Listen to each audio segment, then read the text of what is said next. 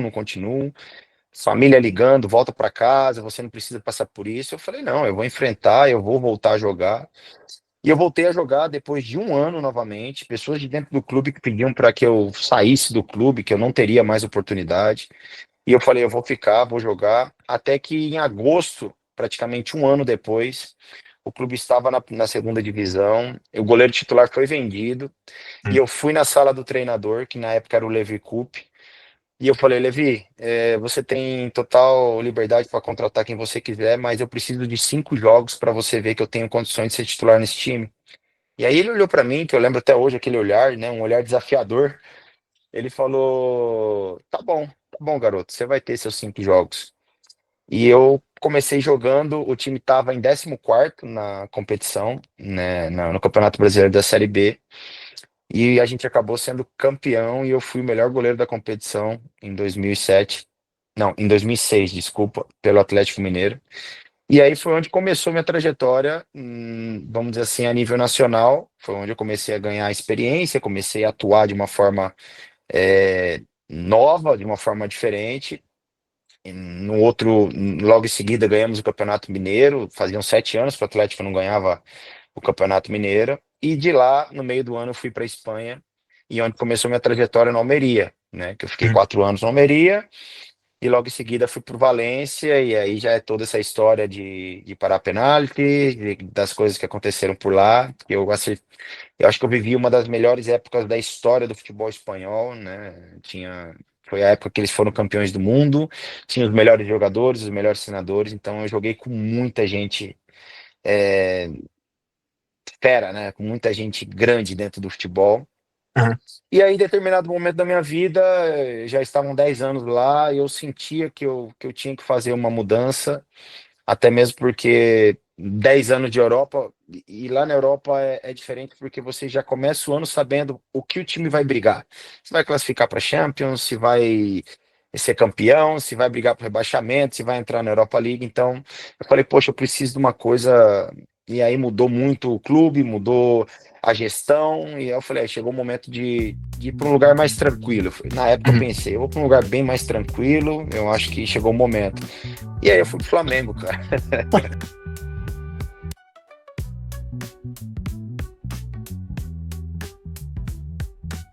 Olá, seja bem-vindo ao WePod. Eu sou o Daniel Silva, o host de quase todas as conversas. Aqui no WePod nós temos uma conversa semanal, aberta ao público, onde nós convidamos grandes amigos, empreendedores, executivos, investidores, agentes do setor de inovação, de startup e de empreendedorismo no Brasil. Uma conversa aberta e franca, onde nós exploramos os grandes temas atuais, gestão, visão de mercado, como investir, como montar uma startup de sucesso. Tudo isso aberto ao público. São 15 minutos, onde o nosso convidado conta um pouco da sua história e depois 45 minutos de pergunta de todo mundo que está participando. É aberto ao público, atualmente acontece todas as terças-feiras, às 8 horas da manhã, horário de Brasília, mas você, que não pôde acompanhar, pode seguir aqui no nosso canal. Vamos estar sempre trazendo essas conversas. O WePod é uma iniciativa da We Heart Impact. Nós somos um hub de inovação e empreendedorismo, atuando no Brasil e no mundo. Se você quiser saber mais, weheartimpact.com. Seja bem-vindo, vamos para a conversa. A ideia aqui eu vou fazer só uma intro sua, é, falar um pouco assim, bullet points mesmo, e aí a gente pode começar com algumas perguntas, mas, cara, pode ficar à vontade. Pra gente realmente, a gente é muito grato de ter um atleta de- do seu nível, assim, e, pô, pra gente é uma conquista enorme. E, galera, bom dia, então.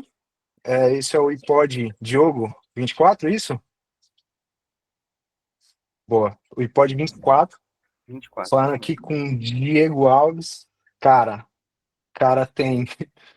Pô, parece brincadeira isso aqui.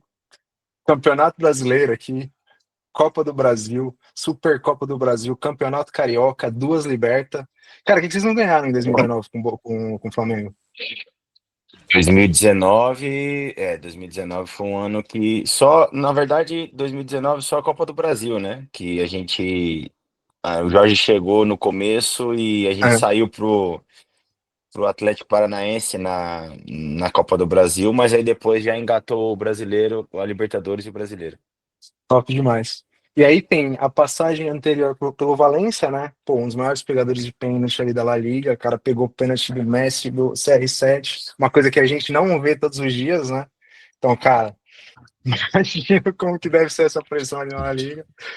E, pô, Diego, muito bom estar contigo. Cara, fala um pouquinho de você aí, o que você está fazendo hoje. Primeiro, prazer poder compartilhar um pouco da minha vida, que na verdade uma das coisas que eu faço hoje no pós-carreira é trazer, lógico, esse aprendizado e tudo que eu vivi dentro do futebol para tentar ajudar as pessoas, né? Fazer as pessoas entenderem quanto é difícil você chegar em alto nível e durar por muito tempo, né? Eu tive praticamente uma carreira de quase 25 anos de profissional Hum, dentro do futebol.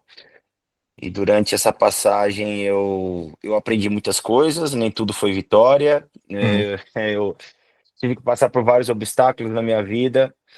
E hoje, lógico, aposentado fora da bolha futebol, eu vejo o tanto de oportunidade que existe também em outros setores da vida, né? Então, poxa, uma das coisas que, como eu falei, eu trabalho. Agora, no segundo semestre, vai ter uma palestra minha com respeito à mentalidade adaptativa, à transição de carreira. hum, Eu acho fundamental, até mesmo porque a transição de carreira é um ponto muito importante da nossa vida, né? O jogador de futebol, ele tem aí, com muita sorte, 20 anos, vamos dizer assim, 15 a 20 anos em alto nível ali para poder desempenhar, mas e depois, né? O que se faz hum. depois de parar de jogar? Então, eu acho que tem uma lacuna aí que ainda não está preenchida com informações, com aprendizados, e eu venho para tentar poder ajudar as pessoas, né? Como eu falei, não Hum. vamos ajudar todos, mas se a gente conseguir ajudar um percentual pequeno, já está valendo a pena, porque eu acho que são informações importantes e outra que eu pude viver esse momento e com muita autoria poder falar de tudo isso que eu vivi e estou vivendo também nesse momento da transição de carreira da minha vida. Bom demais. Bom, pô, legal. Eu estava conversando com o Diogo mais cedo, né? É, um pouco sobre isso também. Que o Diogo tá aqui ajudando no suporte, ele também é meu irmão, né? E, pô, cara, fanático de futebol. Tá comentando agora que o Flamengo fez muito o São Paulo sofrer em 2019. É quem não fez também, né, Diogo? É... E, pô, a gente tava comentando que aquele time do Flamengo em particular não só era, tipo, tinha um mindset que parecia realmente diferente, que tinha muito cara muito bom ali, mas depois a gente viu que, pô, muitas das pessoas ali que estavam naquele core saíram dali e foram fazer coisas espetaculares ali. Então, teve um pouco ali na transição, foi uma parte importante, né? O Diogo tava comentando Diego Ribas, que hoje é comentarista, tem o Felipe Luiz também, que pô, tem uma carreira aí incrível, tipo, muita gente, você inclusive, né, Diego? Cara, qual que foi, você acha que tem uma diferença, assim, particular desse pessoal, desse time em específico? Ou, pô, foi uma combinação dos astros ali que, por algum motivo... É, outro dia eu estava nos Estados Unidos participando de um evento e um torcedor do Flamengo, mas torcedor assim, raiz mesmo, daqueles que Hum, acompanham o Flamengo durante muitos anos. Ele falou um negócio que na verdade, eu pensei bem, eu falei, pô, esse cara tem razão. Ele chegou para mim e falou, Diego, eu queria te falar uma coisa, eu não sei se alguém já te falou. Eu falei, pode falar. Ele falou, olha, eu acho que para mim a receita do Flamengo de 2019 é que para mim era o time mais, para mim foi o time mais inteligente do Flamengo da história, porque reuniu jogadores com um poder de assimilar as coisas tão rápido, né? Então a gente tá falando ali naquela época, poxa, tinha o Ribas, tinha o Felipe, tinha o Rafinha, aí você tinha o Arão, que era um cara taticamente, você tinha o Everton Ribeiro, o Arrascaeta. Eu acho que isso fez muita diferença, porque, lógico, não era um time somente de jogadores experientes, mas os jogadores experientes que tinham no elenco aportava muito nesse sentido, tanto dentro como fora de campo. hum, E eu acho que foi uma construção em conjunto, porque o Jorge era um treinador muito perfeccionista, o dia a dia com ele era um dia a dia difícil porque você tinha que trabalhar e tinha que ser perfeito em tudo. Se ficasse 10 centímetros, 20 centímetros hum, fora de um posicionamento que ele queria, ele te cobrava. e a gente, de uma forma inteligente, né, com os jogadores que tinha, a gente conseguia assimilar e transferir isso para jogo. Eu acho que Hum. isso foi um dos fatores muito importantes para esse time de 2019. E aí depois, lógico, você tendo a mescla com jogadores mais jovens, jogadores que tinham vindo de outro país, no caso do Pablo Mari, que se adaptou muito rápido, não é por acaso, é porque existia um ambiente muito favorável para que isso acontecesse. Entendi. Pô, legal, legal. É, E, pô, a gente falou, pô, é bom saber do pessoal, assim, parece um pessoal muito intelectualmente muito preparado, assim, né? Então tá pronto pra estar ali. Mas, tipo, tem esse fator, acho, né? Mas tem muito fator pressão também. É uma coisa que a gente tá aqui mais nos negócios, a gente tá, talvez não como jogador, porque, tipo, de qualquer jeito, mesmo que a gente tenha a pressão do dia a dia, não tem 40 mil pessoas olhando, tá acontecendo ali, né? Então tem essa vantagem. Mas, cara, pra falar de momentos específicos, assim, de como você lidava com a pressão. Então vamos lá, você tá no Valência, imagina que o estádio estava lotado e tem um Messi ajeitando a bola pra bater. E aí tu pega essa bola. Como é que tava a sua Então, cabeça antes, depois? Como é que é essa preparação? Como é que lida com essa pressão, cara? eu assim, nunca me colocava pressão. Na verdade, eu sempre gostei da pressão. Eu sempre, é, meus melhores jogos na minha vida foram sob muita pressão, né?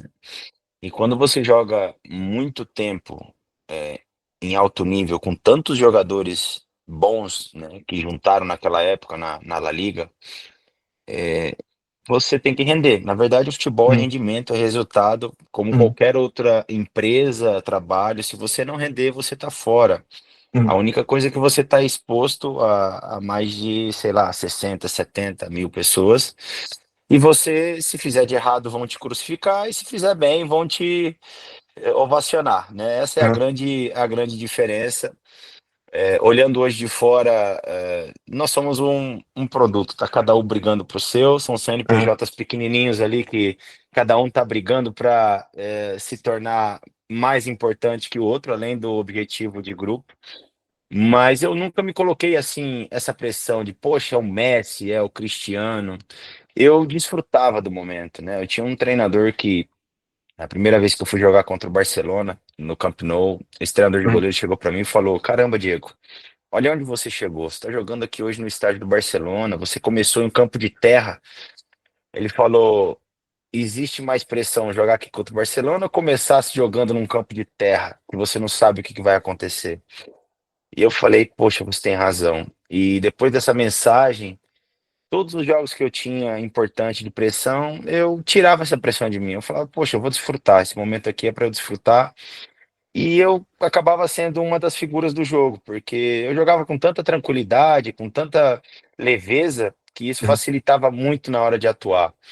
É lógico que os pênaltis, eles se destacam mais por ter sido pênalti, Messi, mas num contexto geral, eu defender um pênalti do Messi, lógico, ali por dentro na hora, eu falava, pô, defendi o pênalti do Messi, mas era normal, porque se eu defendesse um pênalti do Messi e logo depois, 2, 3 minutos depois, eu tomasse um frango, eu ia ser visto pelo frango, pela falha, eu ia ser visto por.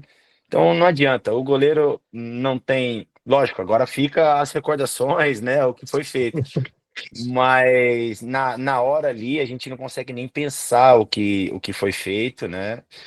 Mas eu aproveitei cada minuto, cada momento de uma maneira leve, porque eu sabia que estava sendo feita uma história ali, né? ah, E quando eu cheguei na Espanha, eu nunca imaginei que eu iria ser o recordista de pênaltis para defendidos na La Liga, né?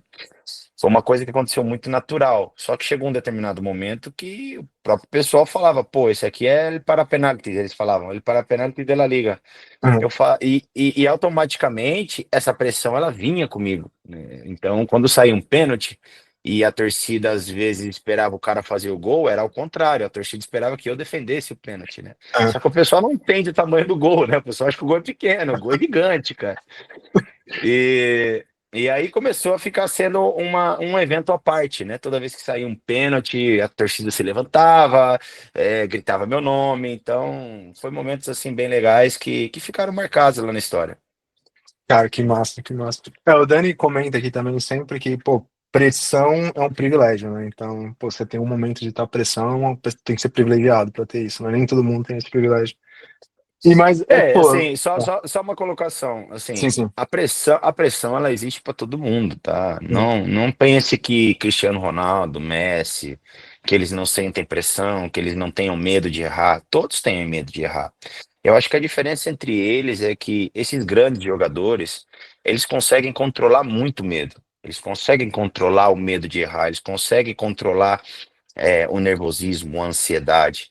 uhum, Por isso que eles são diferenciados. E eu te falo isso com propriedade, porque quando saiu um pênalti e eu me aproximava desses jogadores, eu sentia eles nervosos. Então não é porque o Cristiano, o Messi, não, todos sentem. A diferença está no controle, no autocontrole. Você saber que ali você está fazendo uma coisa que você treina todo dia, que você é capaz. E isso não vai impedir de você acertar 100% ou errar. É uma situação que você controlando o nervosismo, você tem muito mais chance de poder sobressair em cima da situação. uhum, entendi. Exato. Pô, é aquela coragem é fazer mesmo quando você tá com medo, né? Então acho que é realmente essa definição tá Exato. legal. Mas, pô, muito massa. E Diego, o Diogo também comentou, é uma coisa que a gente percebia também, em geral, pô, a gente lembra muito de você quando a situação tava ruim, assim, o time tava perdendo alguma coisa do tipo, e a gente via bastante como um líder de, pô, vamos pra cima, ainda tem tempo, vamos virar isso aqui. Cara, como é que é fazer isso, assim? Porque uma coisa é, pô, você fez, tá com 2 gols na frente, pô, tá toda a inércia com você. Uma coisa é fazer o contrário, né? Como é que se levanta esse astral do time? Era uma coisa de É, é, você, era uma coisa que você vinha alguém, assim? Não, eu sempre fui muito observador na minha vida, né? Eu observei muitos goleiros atuando. Eu gostava muito do comportamento do Rogério Ceni quando ele atuava. Ele era praticamente um líder dentro de campo, ele organizava, ele conversava. E às vezes o goleiro ele é muito visto por defesas, né? Uhum, Em várias entrevistas pós-jogo, eu estive com repórteres que me perguntavam, pô, mas você não fez nada hoje, nem sujou o uniforme. Só que eu tava rouco, eu tava desgastado, eu tava às vezes mais cansado de quando eu fazia muitas defesas. Por quê? Porque eu me entregava mentalmente no jogo. E eu acho que o uhum, goleiro ele tem um papel fundamental. Ele não tá ali só para defender. Ele tá ali para ser o termômetro nesses momentos que precisam. Enquanto o time tá meio frio, meio para baixo, você tem que ser o diferencial. E da mesma forma que o time, quando tá bem, tá em alto astral, tá muito, né, animado, você tem que ter aquele meio termo. Então, eu era praticamente o termômetro do time, onde eu tentava passar as informações. E lógico, quando você tá perdendo um jogo, todo mundo triste, tá todo mundo sem confiança. E quando você escuta alguém falando, vamos lá, põe a bola ali no meio, vamos começar novamente porque nós vamos ganhar o jogo. Você já tá uhum, transmitindo uma confiança para eles. Tomar um gol, não acontece. Pô, quantas vezes você tá jogando um jogo e você toma um gol? Então, assim, quando você joga num time tão grande como o Flamengo é aquilo que a gente acabou de falar. O Flamengo transmite pressão, transmite nervosismo, transmite medo, através dos uhum. torcedores que estão ali pela paixão Maior pelo torcida do time. Brasil, exato. Exatamente, são mais de 40 milhões de torcedores. Então, o Maracanã ali é uma parte que está ali te vendo e querendo resultado. Mas eu sempre tratei desse jeito, eu sempre procurei fazer ao contrário do que o time estava dentro de campo.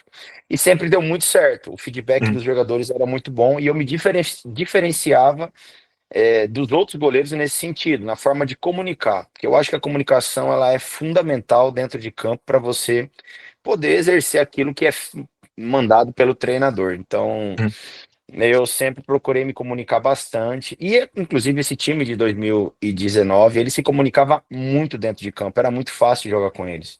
Porque eram jogadores muito inteligentes. Eles já, só de olhar, de falar uma palavra, eles já sabiam o que tinha que ser feito. boa, boa, legal, legal. Diego, assim, você teve essa passagem pelo Valência, né? Tipo, um dos maiores clubes da La Liga.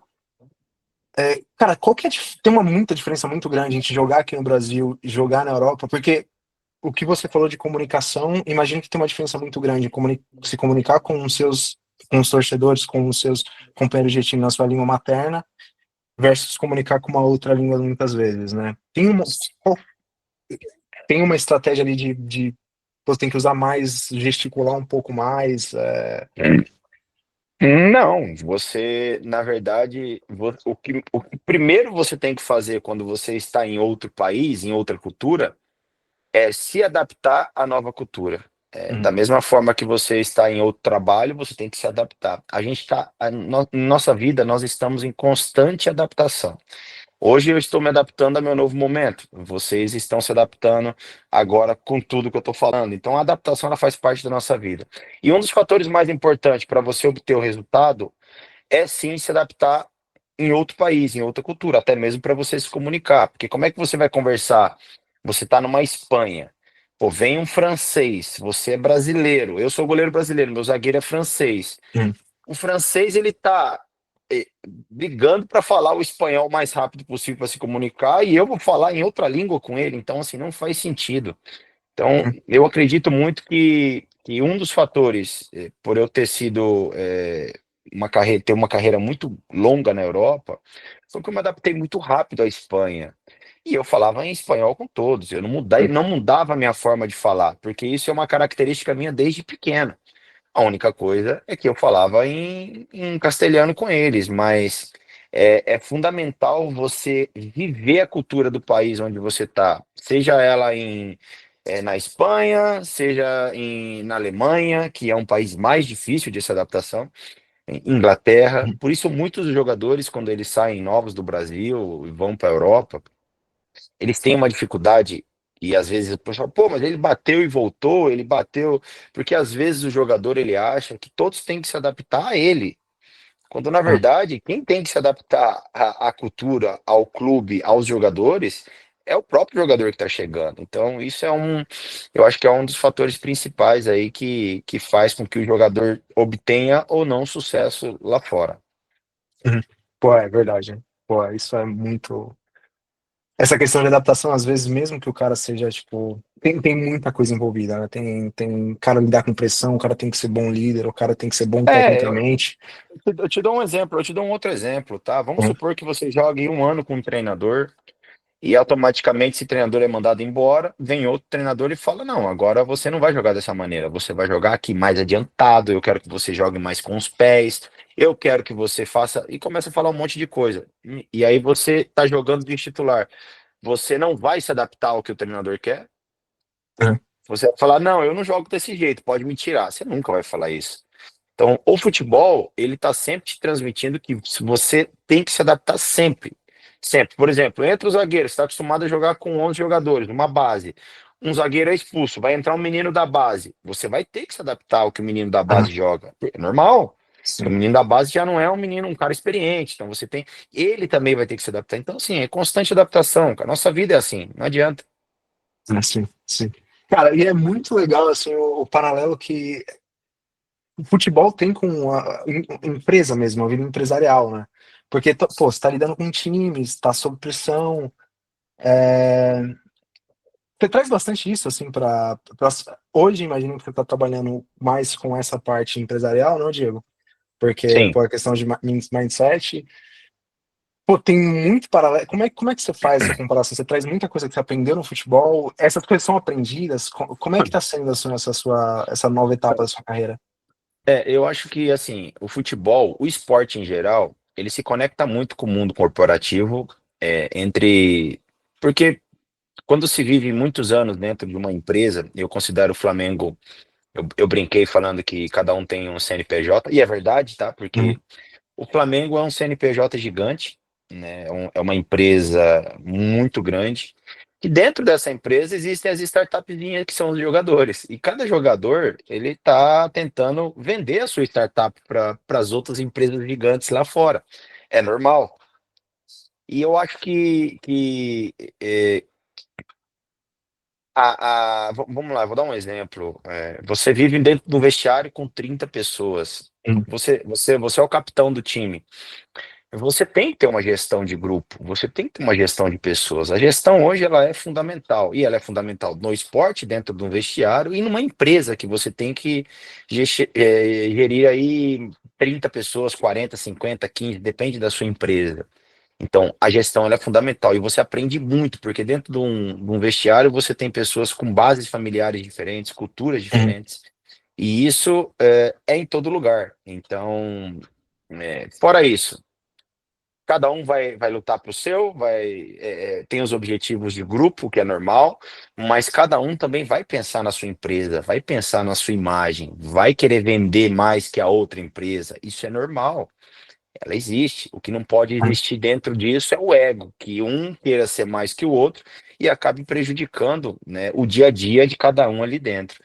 Mas eu tive muito aprendizado e todas as palestras que eu faço, que eu comento, as pessoas se identificam muito com o que eu falo, porque eu falo, pô, eu estou num momento assim hoje na minha empresa, eu estou fazendo isso, estou fazendo aquilo. Então, isso transmite sim, porque eu acredito ainda que o futebol ele te traz é um pouco mais aleatório, porque você pode estar com um jogador ali, mas logo em seguida esse jogador já não está mais, vem uma outra pessoa, você tem que recomeçar essa Uhum. gestão, entender a pessoa, mas tem muito a ver, cara. O mundo corporativo com o esporte se conecta muito, muito. E eu acho que essa é a informação que a gente tenta trazer de dentro do esporte para as pessoas que estão nesse mundo, né, corporativo, também de competição, porque existe essa competição dentro do mundo corporativo.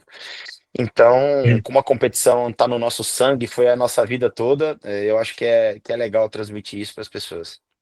Pô, o que que é mais difícil, Diego? É lidar com o mundo corporativo ou lidar com o Fla-Flu? Olha, ali dentro do Fla-Flu, você tem o controle da situação, porque está dentro do campo jogando, né? Ah, São situações diferentes. Eu acho que fora de campo ali você tem as primeiras reuniões que eu comecei a fazer pós futebol, chegava às 6 horas da tarde e falava, gente, agora eu tô offline, tô cansado, tô com a cabeça explodindo, já tinha feito umas 4, 5 reuniões.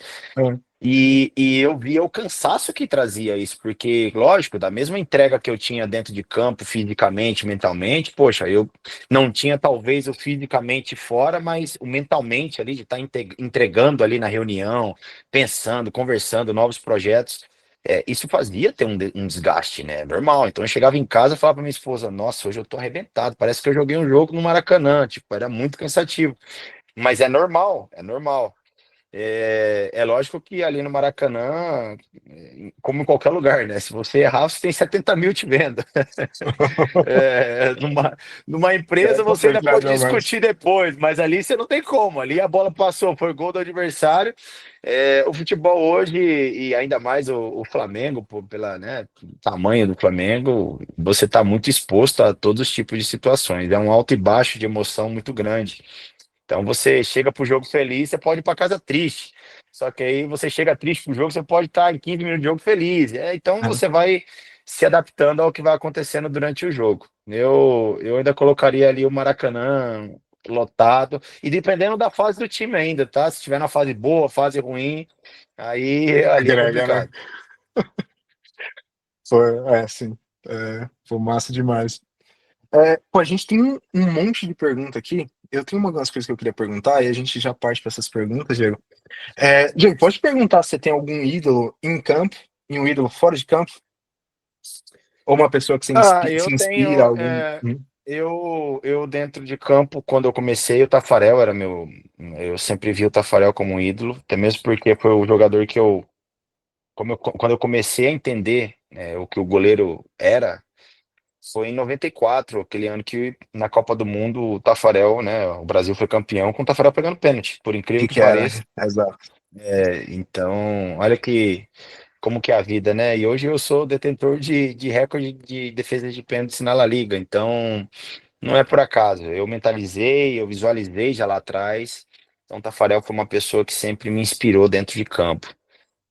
Fora de campo, cara, eu tenho várias pessoas assim que hoje, lógico, saindo um pouco da bolha de futebol, eu gosto assim no mundo, eu acompanho, né, no mundo corporativo. Eu acho que são pessoas que além de transmitirem conhecimento, gostam de ensinar, né? Então, pô, uma pessoa que eu não vou dizer ídolo, assim, mas que eu acompanho muito e que eu tento aprender muito com ela é o Flávio Augusto mesmo. Uhum. O Flávio Augusto eu vejo sendo uma pessoa, assim, muito fora da linha em tudo que ele faz. É uma das pessoas, né? São várias, né? Uhum. Mas quando eu comecei a ler livros dele, eu sentia muita conexão com tudo aquilo que ele falava, né? E aí já não é uma coisa mais de dinheiro, é uma coisa mais de propósito.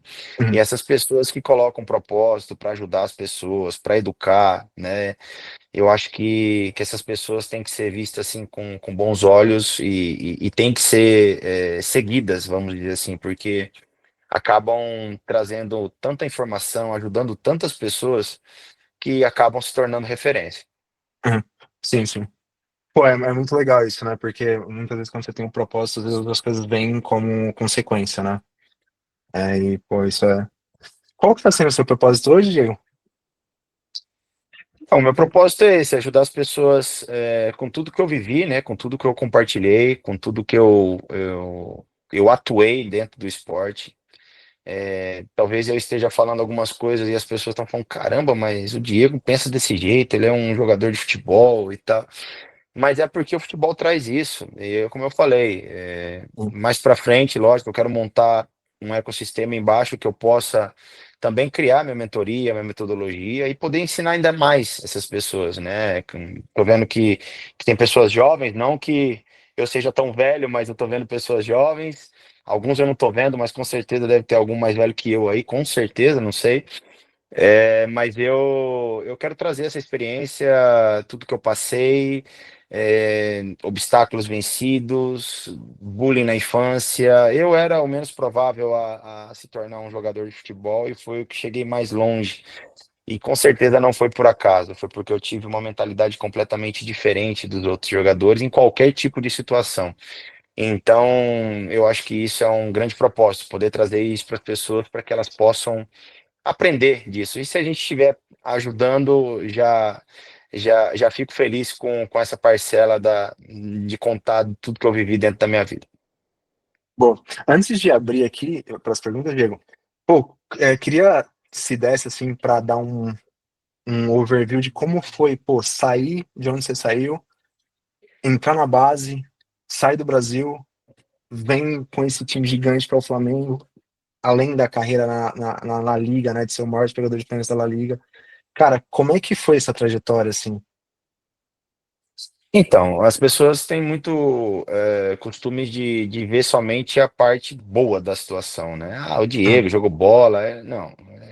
O começo ele foi muito difícil para mim, até mesmo porque eu não comecei já nas nuvens, né? Não comecei na alegria, eu comecei na tristeza. Porque nos meus primeiros jogos como profissional no Atlético Mineiro, eu fui rebaixado para a segunda divisão Hum. e eu joguei apenas um jogo de 38 jogos na temporada, onde o goleiro tinha sido suspenso. E eu não fui tão bem nesse jogo no Mineirão e a gente Hum. acabou perdendo esse jogo por 3-2. Eles viraram em 5 minutos o jogo e eu fui como se fosse a cara do rebaixamento do Atlético Mineiro. Me condenaram, me julgaram, me condenaram e eu tive que pagar aí pelo preço do Atlético ter sido rebaixado com apenas um jogo jogado na temporada. Hum. Essas são as situações ruins do futebol, né? E eu, um menino de 19 anos, que sempre imaginei que o futebol seria mil maravilhas, estava ali passando por uma situação que eu não podia nem sair de casa, né? Que até a tia da banca me xingava quando eu passava para ir almoçar, então era uma situação bem, bem hostil.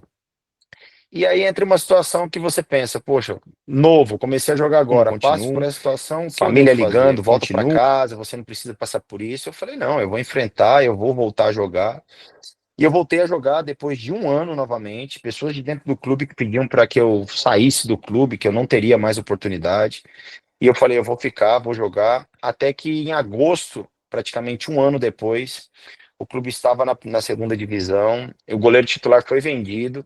E Hum. eu fui na sala do treinador, que na época era o Levi Coupe, e eu falei, Levi, você tem total liberdade para contratar quem você quiser, mas eu preciso de 5 jogos para você ver que eu tenho condições de ser titular nesse time. E aí ele olhou pra mim, que eu lembro até hoje aquele olhar, né, um olhar desafiador. Ele falou: tá bom, garoto, você vai ter seus 5 jogos. E eu comecei jogando, o time estava em 14º na competição, né, no Campeonato Brasileiro da Série B, e a gente acabou sendo campeão e eu fui o melhor goleiro da competição em 2007, não, em 2006, desculpa, pelo Atlético Mineiro. E aí foi onde começou minha trajetória, vamos dizer assim, a nível nacional, foi onde eu comecei a ganhar experiência, comecei a atuar de uma forma nova, de uma forma diferente.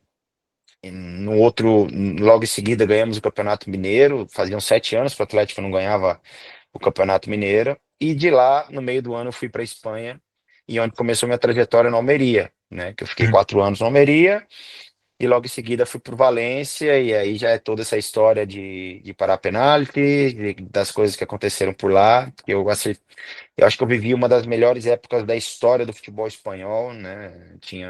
Foi a época que eles foram campeões do mundo, tinha os melhores jogadores, os melhores treinadores, então eu joguei com muita gente é, fera, né? Com muita gente grande dentro do futebol. Uhum. E aí, em determinado momento da minha vida, já estavam 10 anos lá, e eu sentia que eu tinha que fazer uma mudança. Até mesmo porque 10 anos de Europa, e lá na Europa é diferente porque você já começa o ano sabendo o que o time vai brigar. Se vai classificar para Champions, se vai ser campeão, se vai brigar para rebaixamento, se vai entrar na Europa League. Então, eu falei, poxa, eu preciso de uma coisa. E aí mudou muito o clube, mudou a gestão, e aí eu falei, chegou o momento de ir para um lugar mais tranquilo. Na época eu Uhum. pensei, eu vou para um lugar bem mais tranquilo, eu acho que chegou o momento. E aí eu fui pro Flamengo, cara. De Eu boa, fui, né? De boa. e aí eu fui pro Flamengo e falei, cara, vou pro lugar tranquilo, eu fui pro Flamengo. E bom, no Flamengo já tem essa história que todos já conhecem, foi onde eu praticamente certifiquei aí a minha carreira com títulos, né, que era o que faltava na minha carreira, e acabei me tornando aí um jogador com uma história gigante dentro do clube. Muito, muito maluco, né, Diego? Eu tô pensando aqui, cara, essa carreira incrível, assim, tipo, cheia de conquista que você teve. E aí, voltando atrás, assim, pelo menos pra mim, ouvindo a sua história, aquele momento que você chega no cara e fala, pô, me dá 5 jogos. Tomar risco mesmo, né? Pode ter sido pivotal aí, né? Então, tipo, não é só a parte técnica, né? Tem que chegar e mostrar a cara. Falar, pô, eu quero isso aqui, vamos pra cima. Eu acho que vai existir momentos na nossa vida que se a pessoa não tiver coragem para enfrentar os problemas, para ter a personalidade e a confiança, eu cheguei no treinador e pedi essa oportunidade, porque diante de tudo que eu estava passando nesse ano, que era xingamento da tia da banca, eu não podia sair na rua, né? Uhum, Eu saía do banco de reservas e eu era xingado. Então, assim, eu trabalhei 3 vezes mais. Eu falei, agora, isso me deu combustível para eu poder me sobressair nessa situação. Então eu estava tão preparado que eu tinha confiança de chegar no treinador, um menino de 20 anos, um uhum. goleiro, que na minha época, o goleiro de 20 anos, só para fazer uma passagem, né? Na minha época, o goleiro de 20 anos era um menino, era um garoto. Hoje já não, hoje já os goleiros jogam com 19, 18, 20, já é normal, mas na minha época, um goleiro de 20 anos era muito verde, imaturo, não tinha experiência. Então, quando eu dou esse passo para frente, que eu vou na sala do Levi e converso com ele, que eu falo que quero 5 jogos, era a oportunidade que eu precisava na minha vida. E quando ele aceita isso, nesse exato momento eu falo, bom, agora eu tenho que render, porque eu já estou preparado, eu já construí a minha base em cima de trabalho, dedicação, mentalidade.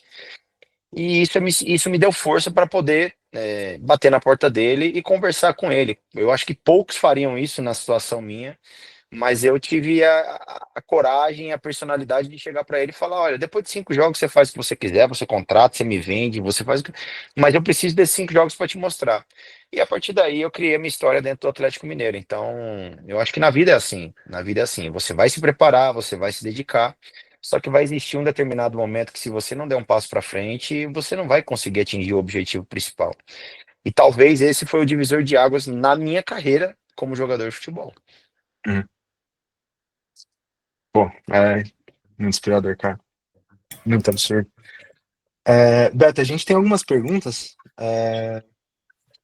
Vou Sim, abrir para você, pra gente ver o que o chat tá falando aí. boa. Bom, eu estou tentando organizar aqui mais ou menos uma ordem lógica, tem várias perguntas. Eu vou trazer a primeira aqui do Ivan. Ele comenta que ser jogador de alto nível não é fácil, né? De fora a gente só costuma ver a parte boa, que é o status, o sucesso, mas para chegar lá a gente precisa abrir mão de muitas coisas, né? E antes de se tornar profissional, do que você teve que abrir mão e quão forte era a sua vontade de ser jogador a ponto de tornar essas outras coisas dispensáveis? Boa pergunta. Eu acho que não só no esporte, tá? Eu acho que você ter um alto rendimento em qualquer área da sua vida, você vai ter que pagar um preço de alguma forma, você vai ter que deixar de lado em alguns momentos. Eu perdi praticamente toda a minha adolescência. Eu dormia no estádio para não ter que voltar para casa, voltar para o campo para treinar. Então eu sempre me dediquei muito. Chegou um exato momento que eu estudava à noite. Só que eu chegava à noite, eu tava moído, eu não conseguia, eu dormia às vezes porque eu treinava de manhã e treinava à tarde. Então, por eu ter sido um jogador muito diferente na categoria de base, eu sempre estava treinando, então eu dormia no estádio. Então eu perdi praticamente a minha adolescência toda. Enquanto os meus amigos saíam, iam curtir, iam para festas e tudo mais, eu estava dentro do ônibus viajando para jogar no interior, jogar numa cidadezinha. Valeu a pena? Valeu muito, porque lógico, talvez se eu não tivesse pagado esse preço, eu não teria alcançado tudo o que eu alcancei, né? Eu saí de casa, eu sempre falava para minha mãe, quando eu fiz a minha primeira excursão para Irlanda do Norte, uma competição sub-17, quando eu voltei de lá, eu cheguei em casa e falei, gente, eu vou jogar na Europa. E o pessoal olhou para mim e falou, você tá louco? Eu falei, não, vou jogar na Europa. Adorei lá, gostei do clima, gostei dos campos, é o lugar que eu quero jogar. Lógico, a informação na cabeça deles era de uma forma, na minha já estava montado, eu vou jogar na Europa. Então, assim, eu trabalhei visando jogar na Europa. E eu falava para minha família, eu falava, olha, eu vou sair cedo de casa, eu vou sair cedo de casa, não fiquem preocupados, mas o futebol vai me levar para o futebol, né? Eu vou fazer essa transição para o futebol de uma forma normal, é o que eu quero. Então, eu tive que pagar o preço, dediquei praticamente toda a minha adolescência treinando, jogando.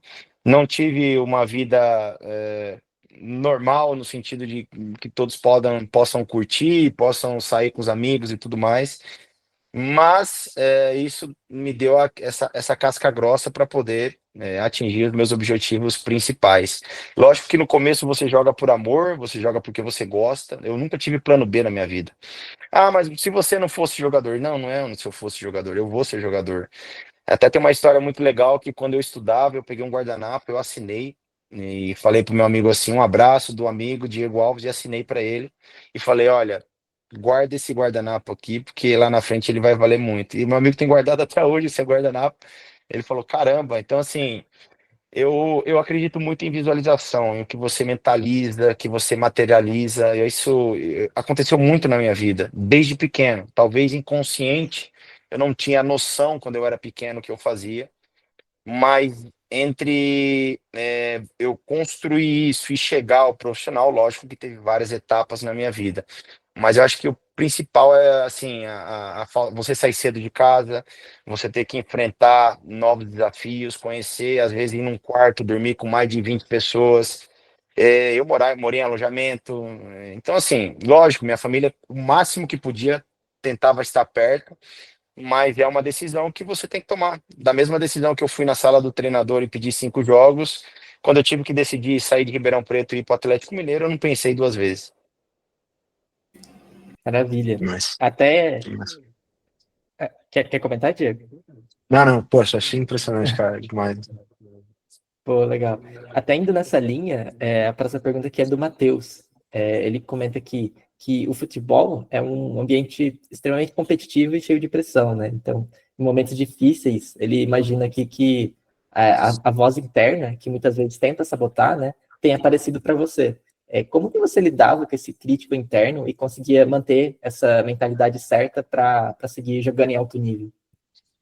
Olha, o alto nível, ele é o controle, né, emocional. Isso é a mentalidade. Eu acredito muito que toda a minha vida eu tive um diferencial que era a minha mentalidade. Agora, isso não vai te permitir não errar. O erro ele vai fazer parte da tua jornada. E a diferença entre os que erram e os que sabem se comportar com o erro, isso faz você chegar longe. O goleiro ele pode tomar um frango e ele decide depois se ele quer tomar mais dois, três frangos ou se ele quer continuar jogando de uma forma normal, como se nada tivesse acontecido. Ele tá triste por dentro ali que ele tomou o gol? Com certeza ele vai estar triste. Mas a ação que você tem após o erro, isso vai determinar muito, porque já teve grandes jogos que eu falhei no começo e terminei como o melhor em campo. Então isso não é por acaso, é porque você tem uma mentalidade. As vozes, ela vai existir para todos os lados, as informações que você tem na sua cabeça, e a maioria das informações, infelizmente, na nossa cabeça, é tudo negativo. Então passa informações na cabeça negativas durante o jogo. Pô, se o cara cruzar, eu não consegui chegar na bola. Para todo mundo é igual. É o que eu falei. Agora, o autocontrole, quem consegue ter essa diferença de saber lidar com a pressão, de saber lidar com o erro durante isso. O próprio Michael Jordan dizia, né, que eu para acertar a última jogada, eu tive que errar muitas vezes para poder acertar. Então é, isso é normal. Eu acho que o erro ele te ensina muito. O professor nosso, o nosso melhor professor é o nosso último erro. Isso não tenha dúvida, porque faz com que você aprende e vai existir em todos os lugares da vida. Então, eu acho que o autocontrole ele é fundamental para você manter essas vozes internas aí. Vai passar, você vai falar, pô, passou, beleza. E a partir do momento que você está num nível alto de mentalidade, você joga com 50, com 60, 100, 150, você está pensando que você tem que exercer dentro do campo. Não adianta mais, você está concentrado naquilo. Então, a mentalidade tem que ser muito forte, muito importante. Com certeza. A Mas, próxima pergunta aqui é do Leandro. Pensando um pouco em gestão de pessoas, como que você enxerga a importância da cultura dentro de um time? Ela, tipo, realmente influencia na entrega dentro de campo ou, no fim das contas, o talento individual é o que mais decide o jogo e faz o time Não, ganhar? não, eu acho que o conjunto ele é muito mais importante que o individual, né? Quando o conjunto está bem, o individual sobressai. Eu acho que isso, vou dar um exemplo, aquele time de 2019 se sobressaiu muito porque foi formado um grupo, além de inteligente, muito trabalhador e agregador, no sentido de que, pô, a gente tinha um espanhol que nunca tinha saído. E da mesma forma que é difícil o brasileiro ir para a Espanha jogar, é muito difícil um espanhol sair da segunda divisão e vir para o Flamengo, tá? Então, assim, é, o Pablo Maria é um exemplo disso, assim, eu acho que com, certeiro. Por quê? Porque o Pablo Mari chegou com desconfiança. Lógico, todo mundo fala, pô, será que ele vai conseguir? Não vai? Porque é diferente, ele jogava no Deportivo La Coruña. O Deportivo La Coruña, com todo respeito, é um grande time, tá hoje nas divisões mais inferiores ali, não na primeira, mas ele veio pro Flamengo num time que tava jogando com 70 mil todo jogo no Maracanã. Então a gente não sabia como ele ia se comportar. E ele foi uma surpresa muito grande, porque ele começou a se sentir tão bem dentro do grupo, que era um grupo que deixava o jogador leve, tranquilo, feliz, que ele atingiu um ápice na vida dele, que ele foi contratado por 2 milhões e foi vendido por 25. Então, assim, eu acho que foi o melhor custo-benefício do clube nos últimos anos, entendeu? Então, eu vejo que essa cultura, quanto mais você consegue agregar para todos os jogadores, e lógico, dentro disso vai existir o momento em que um tá puto porque não jogou, o outro tá mais feliz porque fez o gol no final de semana, mas ali a gestão. E em 2019 nós tivemos muitas conversas com alguns jogadores para poder trazer ele de volta pro grupo, né? Porque assim, o jogador ele se sente um super-herói, né? O jogador que faz um gol no final de semana no Rio de Janeiro, no Maraca lotado, ele só não usa a camisa do Superman no outro dia porque ele não pode voar, é normal, né? Rio de Janeiro, Flamengo, mas tem que controlar o ego para você. Às vezes o ego ele faz você pisar errado, né? Você fazer de uma forma errada dentro do grupo. E aí que tá, eu acho que os jogadores mais experientes para poder fazer essa limpeza mental nos jogadores. Até indo nessa linha, tem uma pergunta aqui do Rap, que ele pergunta sobre o técnico, né? O que faz o técnico ganhar o time? São os títulos, a metodologia do treino? Como ele que conquista os líderes, né? Que É, hoje tem cara, um pouco do ego, né, no futebol. olha, o treinador ele nunca vai deixar todo mundo feliz, porque primeiro que ele tem que escolher 11 para jogar, e os outros que não jogarem vão estar puto, nisso não tenha dúvida, cabeça baixa, tal. Eu acho que o treinador ele é o cara onde o jogador ele vai trazer as dúvidas e o treinador ele tem que mostrar as soluções para essas dúvidas. A partir do momento que ele solucionar a dúvida de todo jogador, ele já começa a ganhar com experiência, com autoridade. Lógico, eu já peguei treinadores que eram muito bons taticamente, mas a nível de gestão eram zero, e isso influenciou muito, faz com que o time não tenha conexão, né? E eu já peguei treinadores que taticamente não eram espetaculares, mas que a nível de gestão eram espetaculares e fizeram o time render de uma forma muito boa. Então, assim, a gestão ela é fundamental, né? E um treinador que conseguiu unir todas essas características foi o Jorge Jesus, e não é por acaso que a gente conseguiu atingir um nível muito alto com o Jorge. Ser treinador é muito difícil, né? Eu sou muito amigo do Felipe, eu converso com o Felipe sempre. E por mais que ele esteja hoje no Flamengo e tudo mais, não é fácil ser treinador. Não é fácil porque você não vai alegrar, você vai tirar um jogador talvez no meio do jogo, esse jogador vai ficar bravo, não vai olhar na tua cara. Então, existem vários fatores, mas ele tem que continuar. Ele não tá ali para ele tá ali para conseguir o resultado junto com o time. Então, o treinador ele pensa no nível do grupo, ele não pensa a nível individual.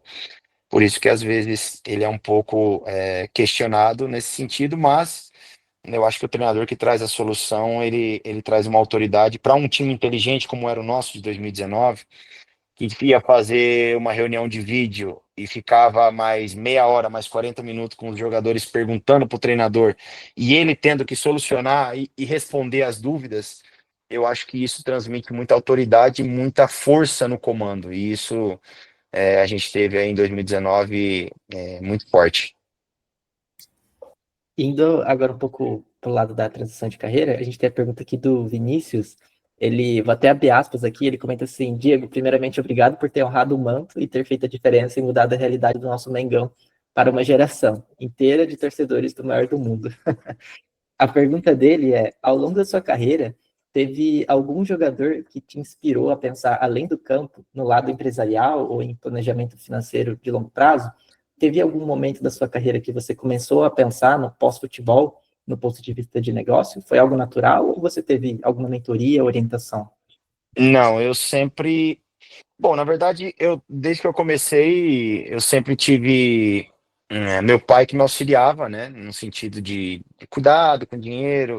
O meu convívio na infância, eu sempre fui amigo de pessoas muito próximas a jogadores que tinham também conseguido algumas coisas no futebol, mas que tinham perdido tudo. Então eu meio que cresci sabendo que, poxa, o jogador de futebol ele ganha muito dinheiro, mas ele perde também quando ele para de jogar. Então, qual que é o grande desafio? É você terminar bem para você poder viver bem pós-futebol. Mas eu sou bem sincero em falar que quando você é um atleta e você se dedica muito ao futebol, você não tem muito tempo de pensar em outras coisas, você não é muito acessível, você não tem muitas conexões a nível empresarial. Eu tive a sorte quando eu fui para a Espanha, que eu comecei a ganhar um pouco mais de dinheiro. Eu comecei a trabalhar com uma Ariete Family lá na Espanha, foi onde eu comecei a investir o meu dinheiro lá também. Então eu fazia meus investimentos em imóveis aqui, fazia meus investimentos lá. Então eu me cerquei de pessoas profissionais, lógico, profissionais e entendedores do assunto, para poder ter uma noção global do que eu estava vendo, porque é verdade que a gente não tem tempo, a gente é um robô, a gente treina, se prepara, joga, treina, se prepara, joga, e a gente fica muito em uma bolha, e a gente não tem acesso a esse mundo externo. Lógico que em determinado momento da minha vida eu comecei a pensar, né, pô, tá chegando a hora, tá mais próximo de parar do que de começar a jogar em outros clubes. e aí você começa a planejar, vamos dizer assim, essa transição de carreira, essa aposentadoria, que aposentadoria é uma palavra tão pesada para quem tem 39 anos, 38 anos, falar que aposentou, né, é complicado, mas eu comecei a me preparar pensando, poxa, o que que eu quero quando eu parar?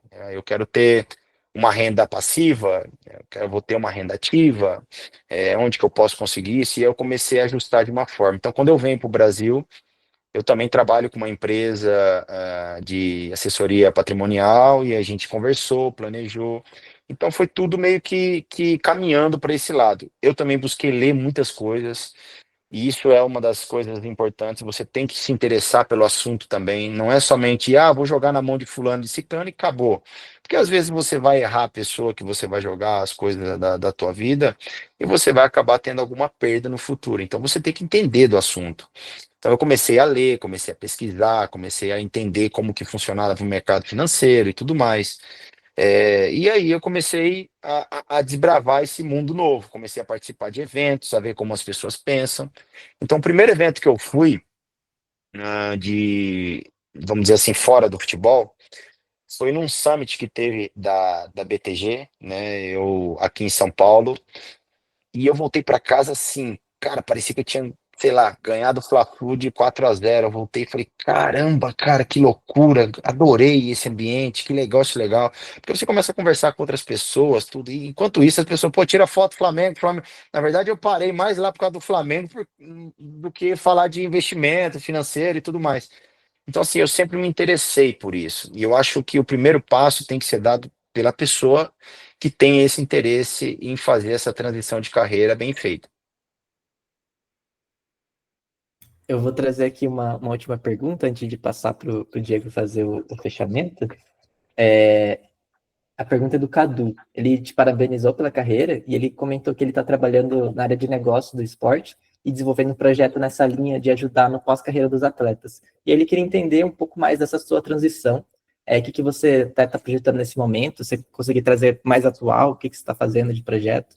Então, vou falar para ele entrar na minha mentoria. Já tem um aí para entrar na minha mentoria, tá vendo? Tô brincando, ainda não tá Coloca o criado. link aqui, Diego. Não, tô brincando. Não tô vendendo mentoria não, gente, pelo amor de Deus, hein? É com o maior prazer. Mas, desculpa, qual que era a pergunta mesmo? Da transição de carreira? Ele queria entender mais dessa sua transição, em que você está projetando nesse momento, o que está fazendo atualmente Tá. aí, mais recente. Olha, na verdade eu tenho vários braços assim, né? Inclusive quando eu venho para São Paulo, eu tento me reunir com bastante pessoas, pessoas que com certeza entendem muito mais do assunto que eu. Eu acho que a primeira coisa, o ambiente ele molda muito o que você quer ser. O ambiente ele é fundamental. Se você não tiver com pessoas adequadas ao lado, você pode querer o céu, você não vai conseguir. Você tem que estar num ambiente que é propício a isso, né? Então quando eu parei de jogar, eu comecei a ser muito mais acessível e me conectar muito mais com as pessoas. Hoje eu tenho um braço de palestras que eu devo agora começar, ela já está saindo do forno, começar agora nesse segundo semestre, a ser, vamos dizer assim, comercializada no mercado, que eu vou falar da minha história, né? Não é uma palestra direcionada à transição de carreira, mas é uma palestra direcionada à mentalidade adaptativa que eu tive durante toda a minha vida, né? Então eu conto histórias, eu trago esse aprendizado de como eu me comportei em determinadas situações. Eu acho que liderança e alta performance, muitos falam disso, e o próprio Diego fala disso, e eu acho que é um assunto espetacular, mas eu acho que tem uma lacuna aí de transição de carreira que, lógico, que tem que ser abordado também, porque eu acho que é muito importante a transição de carreira, talvez mais importante, porque você vai ter muito mais anos fora do futebol do que dentro do futebol. E você tem que saber para onde você quer caminhar, quer trilhar. Então, eu faço minhas palestras, não que a tradicional, essa que vai estar pronta, ela deve ser comercializada agora no segundo semestre, mas mesmo assim eu participo de talks, né, em alguns eventos. Tem uma empresa nos Estados Unidos também, com meus sócios, onde eu faço eventos vamos dizer assim, desse tamanho, de trazer empresários, participo de um grupo de empresários lá também. Então, eu estou me moldando para ir nesse sentido. Estou montando um ecossistema embaixo de mim para que eu possa. Eu participei agora da Casa TV, foi a primeira vez que eu voltei ao futebol depois que eu me aposentei e voltei como embaixador do Flamengo na Copa do Mundo de Clubes, que foi uma experiência incrível.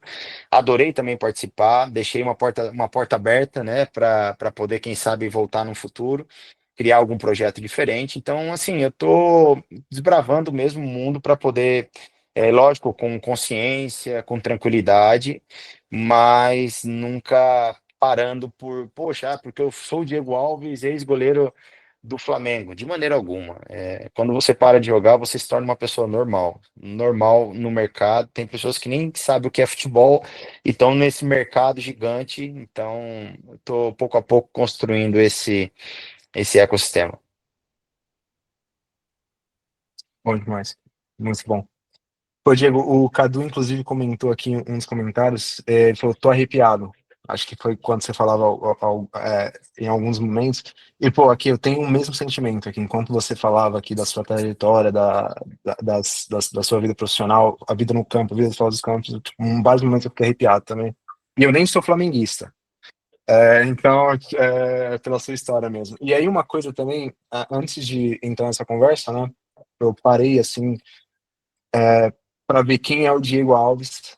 Eu falei com o Diogo que gosta muito de futebol, já conhecia você, mas o Diogo sabe muito mais de futebol que eu, e a gente chegou na mesma conclusão, né? Que pô, você é um cara excepcional, assim. Inclusive, tipo, fui colocar no GPT um pouco da sua história. O GPT também tem essa mesma conclusão. E, cara, é uma honra ter aprendido aí contigo, Diego. Muito obrigado por estar com esse papo com a gente, cara. Tipo, uma hora aí que, cara, vale mais que 5 horas de muita coisa que eu consumo por aí. E muito obrigado por ser acessível, cara, de falar com a gente, de contar a sua história, de colocar os seus pontos. E, cara, realmente acho que é só muito obrigado, assim, que eu tenho, assim, em nome do Ah, iPod. pô, tá louco. É, Obrigado vocês. Só uma coisa, isso não o que acontece? Quando a gente transmite tudo essas histórias, esse conhecimento, não é para o flamenguista, para o Botafogo, para o corintiano. Eu acho que o mais importante é isso, que muitas das pessoas, ou todas as pessoas que estão aqui, estão buscando algo na vida, estão buscando conhecimento, estão buscando aprendizado. E lógico, em determinado momento, quando eu conto alguma história relacionada ao futebol, elas se identificam porque talvez elas estejam passando por algum momento semelhante, mas na vida, em outra situação. E é normal, e é esse o objetivo. Quando você perguntou para mim qual é o teu propósito, se eu daqui conseguir ajudar, não sei quantas pessoas tem, mas se eu conseguir ajudar uma, duas, três, para mim já está sendo grandioso isso, porque o mais importante é eu trazer essa experiência para que as pessoas tenham conhecimento e falem, pô, mas para ele também não foi fácil, entendeu? Então, na nossa vida nada é fácil, nada é dado de presente. boa. Que, cara, baita história. O Pedrinho acho que levantou a mão. Opa, beleza? Posso falar aqui rapidinho? Vai, Pedrinho. Pô, pegando a pegada que o Diego falou, que ele chegou no técnico e falou, pô, me dá 5 jogos. Eu falei, agora então, vou entrar aqui no meio, falar direto com o Diego. Cara, eu sou estudante de engenharia aqui do ITA e eu e mais uns amigos estamos com um projeto novo que a gente quer chamar pessoas inspiradoras para conversar com a gente. Então, pô, assim, a gente pensou em vários nomes, assim, uns caras absurdos. E quando o Dani falou que ele conhecia você, foi, pô, e ele falou que você estava pensando em ir nessas áreas de paz, eu falei, agora é oportunidade, cara. Então, eu queria conversar com você, chamar você para ser um dos primeiros e conversar com a gente aqui no Brasil. Poxa, com o maior prazer. Eu tenho um grupo, né? Depois, se você quiser, através do Diego aí, pode me dar o contato, com o maior prazer. Esse novo momento da minha vida é isso. Eu quero transmitir o máximo possível. Também não quero inspirar as pessoas a sair batendo na porta dos chefes, pelo amor de Deus, hein, gente? Não vai fazer isso. Eu quis dizer no sentido de estar preparado, no sentido de você trabalhar com uma pressão em cima, mas eu acho que o que eu queria deixar claro é assim, é a coragem de você ter como você teve agora, lógico, falar dessa maneira, me chamar e tudo mais. Mas se você estiver preparado e você estiver mentalmente forte para fazer o que tem que ser feito, com certeza, vai lá no seu chefe e fala, pô, eu consigo fazer isso, me dá uma oportunidade. Eu não tenho dúvida que o chefe ele nunca vai achar ruim isso. Eu, como chefe, eu adoraria que chegasse gente e falasse, pô, Diego, deixa que eu faça isso aqui, cara, você vai ver. O chefe fala, caramba, esse cara é diferente. Então, como dizia o Flávio Augusto, né? Você não pode andar junto da boiada, né? Você tem que ser diferente. Isso é um dos fatores que podem influenciar e ser um divisor de águas. Mas obrigado pelo convite. Se você quiser, depois deixa o contato aí, a gente conversa, tá bom? Eu vou cobrar baratinho, não tem problema. Nada que 200 mil a gente conversa aí, tá bom? Não foi assim, né, Diego? Valeu, obrigadão. Brincadeira, brincadeira, brincadeira. 100 mil, é 100 mil, Pedrinho, brincadeira. Pô, Diego, muito obrigado, cara. Muito obrigado aí pra galera que ficou até agora. Muito obrigado mesmo, de coração. E semana que vem tem mais um iPod, né? Com 25. Acho que o Diogo vai falar quem vai ser o próximo convidado lá no chat.